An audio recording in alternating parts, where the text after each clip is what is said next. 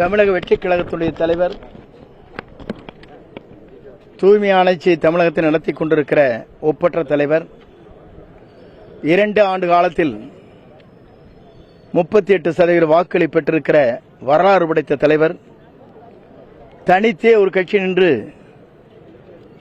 234 தொகுதியிலும் வேட்பாளரை சந்தித்து மாபெரும் வெற்றி அடைந்திருக்கிற நம்முடைய தமிழக வெற்றிக் கழகத்துடைய தலைவர் தளபதி அவர் இன்றைக்கு தமிழகத்தை ஆண்டு கொண்டிருக்கிறார். தமிழகத்தை பொறுத்தவரையிலும் மக்கள் விரும்புகிற ஆட்சி தமிழ்நாட்டில் இன்றைக்கு நடைபெற்றுக் கொண்டிருக்கிறது. குறிப்பாக மாற்றார் சொல்வது குதிரை பேரம் நடைபெற்றுக் கொண்டிருக்கிறது என்று சொல்கிறார். நான் ஒன்றை சொல்ல விரும்புகிறேன். நானும் அன்பு சோர் விஜய் பாலாஜியின் சார்பாக இருவரும் சொல்லுகிறோம். ஏனென்று சொன்னால் குதிரை பேரம் பேசியது யார்? முதலிலே திமுகவோடு கூட்டணி வைத்துக் கொண்டு முதலமைச்சராகலாம் என்று சொன்னது யார்? அண்ணா திமுகவுக்கும் திமுகவுக்கும் ஏதாவது கூட்டணி இதுவரை நடந்திருக்கிறதா? தமிழ்நாட்டின் வரலாற்றில் புரட்சித் தலைவர் எம்ஜிஆர், புரட்சித் தலைவர் அம்மா இருக்கும் வரை அம்மாவின் மீது வழக்கு போட்டு அம்மா மீது கைது செய்து சிறையில் அடைத்தவர்களோடு சேர்ந்து நான் இன்றைக்கு இணைந்து முதலமைச்சராகிறேன் என்று சொன்னால் இவர் அண்ணா திமுக என்பதுதான் என்னுடைய கேள்வி. குதிரை பேரம் யார் நடத்தினார்கள் என்பதுதான் இன்றைக்கு தமிழக மக்கள் தெரிந்து கொள்ள வேண்டிய ஒன்று. இன்றைக்கு எங்களை பொறுத்தவரையிலும் ஜெயக்குமாரை போன்றவர் மற்றும் இருக்கின்றவர்கள் ராஜினாமா செய்துவிட்டு இன்றைக்கு நம்முடைய கழகத்தில் இணைந்திருக்கிறார். ராஜினாமா செய்வதற்கு என்ன காரணம்? திமுகவோடு அண்ணா திமுக கூட்டணி வைக்கிறார்கள் என்று சொன்ன உடனேயே தான் குமரி போய்விட்டார்கள் பலர். இது இதுவரையிலும் தமிழ்நாட்டின் வரலாற்றில் நடைபெறாத ஒன்று. ஆகவேதான் ஜெயக்குமார் போன்றவர் இன்றைக்கு ராஜினாமா செய்துவிட்டு தமிழக வெற்றிக் கழகத்தில் இன்றைக்கு இணைந்திருக்கிறார்.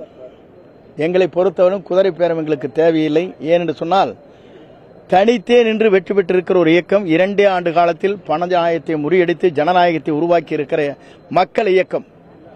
நம்முடைய தலைவரை பொறுத்தவரை மக்களை நேசிக்கிற தலைவர், மக்களால் கொண்டு வரப்பட்டிருக்கிற தலைவர். இந்தியாவில் எந்த இயக்கத்திற்கும் இது போன்ற வரலாறுகள் இல்லை. அப்படி வரலாறு படைத்த தலைவருக்கு பின்னாலே இன்றைக்கு அவர் இணைந்திருக்கிறார்கள். எங்களை பொறுத்தவரையிலும் அங்கே அண்ணா திமுக இருக்கிற சில பேர் சொல்லிக் கொண்டிருக்கிறார்கள், இதென்ன குதிரை பேரமா லாட்டரி பேரமா என்று சொன்னார்கள். லாட்டரி எங்கே இருக்கிறது என்பது நீங்கள் தெரிந்து கொள்ள வேண்டும். இருந்தால் சரி. ஆகவே இதற்கெல்லாம் பதில் சொல்ல வேண்டியது சட்டமன்றம். நான் பதில் சொல்கிறோம். நாங்கள் அனைவரும் இருவரும் இணைந்து இந்த தொகுதியை பொறுத்தவரை என்னென்ன நலத்திட்டங்கள் தேவையோ மக்கள் நலன் கருதி எல்லா திட்டம் இந்த மாவட்டத்தில் கொண்டு வருவதற்கு இருவரும் இணைந்து தமிழக முதலமைச்சரோடு பேசி என்னென்ன திட்டங்களை விரைந்து இந்த மாவட்டத்தில் கொண்டு வந்து மக்கள் பணியாற்ற வேண்டுமோ அனைத்து பணிகளும் நாங்கள் இருவரும் இணைந்து அந்த பணிகளை மேற்கொள்வோம் என்பதை மகிழ்ச்சியோடு நான் தெரிவித்துக் கொள்கிறேன். நன்றி, வணக்கம். இல்லை, அதை பொறுத்தவரை இப்போதான் ஆட்சி அமைந்திருக்கிறது. தலைவரை பொறுத்தவரையும் டெல்லியில் அதற்கான கடிதங்கள் கொடுக்கப்பட்டிருக்கிறது.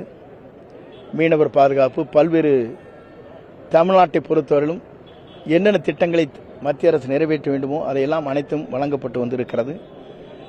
இப்போது அரசு பொறுப்பேற்று குறைந்த நாட்கள் தான் ஆகிறது. எல்லோரும் சொன்னார்கள் 6 மாதத்துக்கு நாங்கள் பேச மாட்டோம்.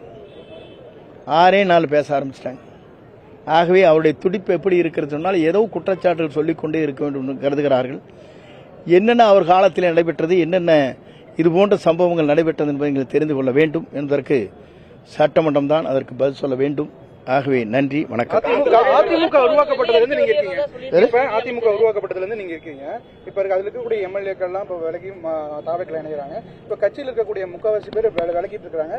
இன்னமும் CV சண்முகமும் விஜயபாஸ்கர் நிலைப்பாடு இல்ல, அடிப்படையில் இருக்கிற கட்சியின் உணர்வு படைத்தவர் எல்லோரும் இங்கே வருவார். இதுதான் உண்மை. இன்றைக்கு சில பேர் தான் வர இயலாதே தவிர இக்கட்டான சூழ்நிலைகள் அவர்களுக்கு.